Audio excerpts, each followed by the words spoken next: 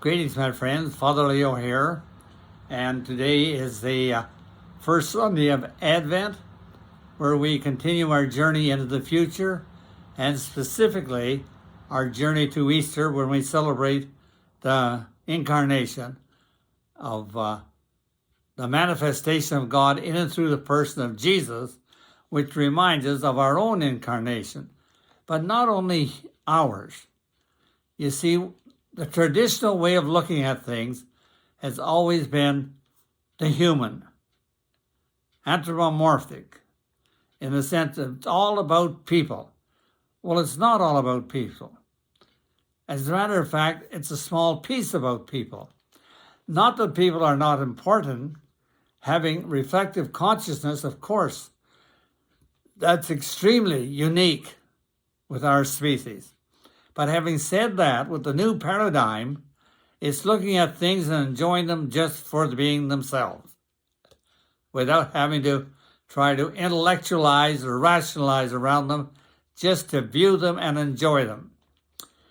Now, I had an experience this past week, and I recalled a couple of memories that I want to talk about this morning, which gets my point across. You know, it must be almost, I would say, over 20 years since I've watched television.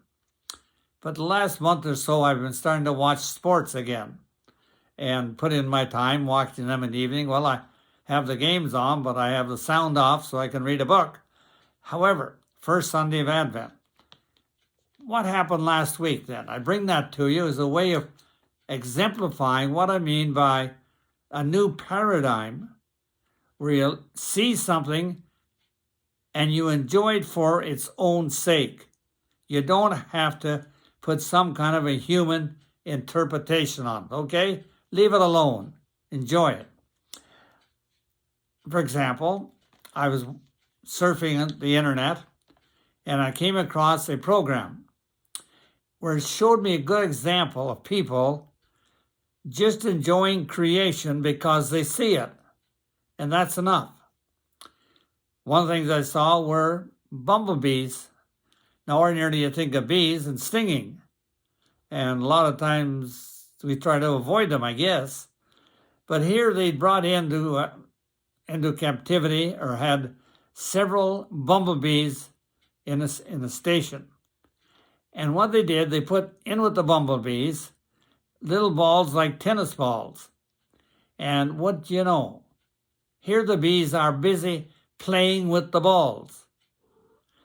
Some bees ride them, some more spin them across the room and go chasing after them, doing all kinds of fussy things with the ball. But the point of it, I sat and wondered at, oh my God, look what they're doing. It's just enough to watch them and to celebrate their seeing, their celebration of life, as they enjoyed playing. Same program, it showed a flower, and the bee climbed down into the flower.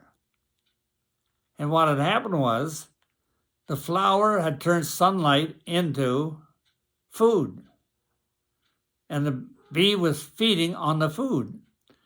And wasn't that a marvelous thing to look at that flower and think, it's unbelievable to see that it takes sunlight and turn it into food.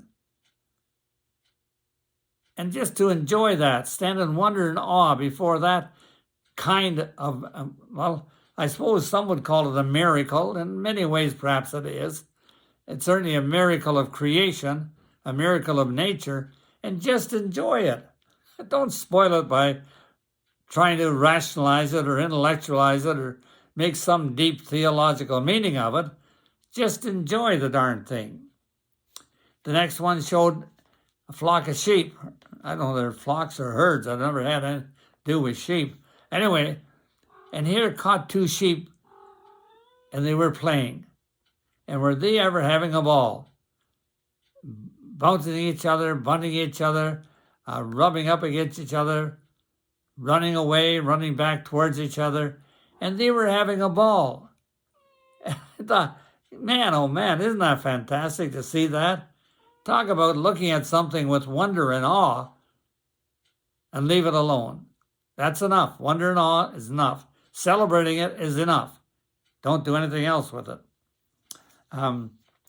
Another thing I saw was a beaver dam. You know what a beaver dam is.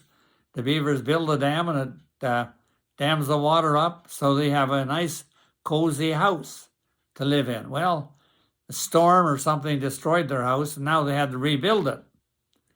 And one of the beavers decided that to construct this house a little more, they needed a fairly large branch. And he found the branch, but it was too big for him. So he called out to another beaver. And the other beaver came, and they decided to cooperate and collaborate. And they did. Both of them worked with that limb, that branch, and they moved it very nicely down into the water and placed it exactly where they wanted it and where it was needed. Again, I thought of the marvelous of creation, the marvels of creation, to be able to do something as fantastic as that. And it just made you sit in wonder and awe. Having seen that, it also took me back to memories of, and I did at the time, I would have been a kid, about, I don't know, 8, 9 years old. We had a large farm, over 400 acres, a lot of horses, probably around 20 of them. And the one team we had in particular, they were Percherons, and they're big horses, work horses. And each one would weigh about a ton. Prince and Rex, they were a team, Prince and Rex. Of course, when I came on the scene, they were already there. So I just knew them as mature horses. But then poor Rex went blind. I guess he would have been about 8 years old. He went blind. Now, I think we can imagine a bit of how difficult it is for a human to be blind. Well, here's this horse went blind. And now what I remember very clearly is how when Rex went blind, Prince took care of him. He did. When they were in harness, he was very much solicitous of how Rex worked and carried his load. Sometimes Prince would carry an extra load to make it easier for Rex. And when they're in the pasture field, Rex couldn't actually see where he was going. And they were almost as if they were joined at the hip. Prince stood right with him, journeyed with him, pastured with him. When he was near a fence panel, he would nudge him away, keep him safe from the groundhog hold where he could fall and break a leg. When he was thirsty, he would guide him to the drinking trough. A marvelous way in which Prince took care of Rex. And it was like even today, I just marvel at it. Just marvel at the wonderful connection between those two horses, who was great friends, and that Prince could rise up and look after Rex. The last story I have is the other horse we called him Mickey. He was a mare, a she. Now, a very playful mare. When we would call in the horses, we used to have about 20 of them, and they all were work horses. When we'd call them in the morning, they would come in because they knew they were going to be harnessed up and they would work for the day. But when we started calling them, this Mickey rascal, she would take off. Tail in the air, head in the air. I still see her. What a beautiful picture of life and energy and enjoying life. And if it was a small hurdle, she would jump out of the pasture field. If it was a large fence, she'd jump higher and get out of the pasture field. And of course, she was teasing us, because then she'd turn around and jump back into the field again and out again. And eventually we would get her to come in and we could harness her up and she'd go to work for the day. But I still remember the beauty of that mare, the beauty of her, and how she would gallop and jump and clear a fence And all the while, I know she was teasing us. Say, catch me if you can. Catch me if you can. So that's kind of the stories I share this morning, because I think it's really important, as I understand this new paradigm, that we start to enjoy things for their own sake alone. We don't have to make some deep theological conclusion. We don't need to make some deep theological or spiritual meaning. We don't have to try to understand. All we have to do is enjoy, to celebrate. That's all.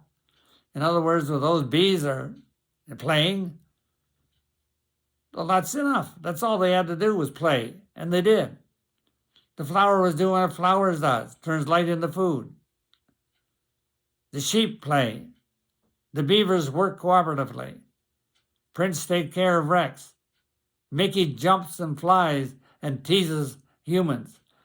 Like the marvels of creation and the Great Spirit and how all of creation has been a part of evolving. So even the mountains and the hills and the valleys, they're all involved in evolution and produce those beautiful bees and sheep and horses. They're all connected. They're all one. So there's something of the mountains in every one of those bees and animals, something of the hills and the valleys, something of the ocean in all of them. And that's kind of seeing and celebrating the wonders of creation. And if we can leave it at that and not spoil it by trying to rationalize, intellectualize, or make some great kind of theological conclusion and spoil the whole thing. And learning the new paradigm, which is simply to enjoy and to celebrate what is. First Sunday of Advent. God bless.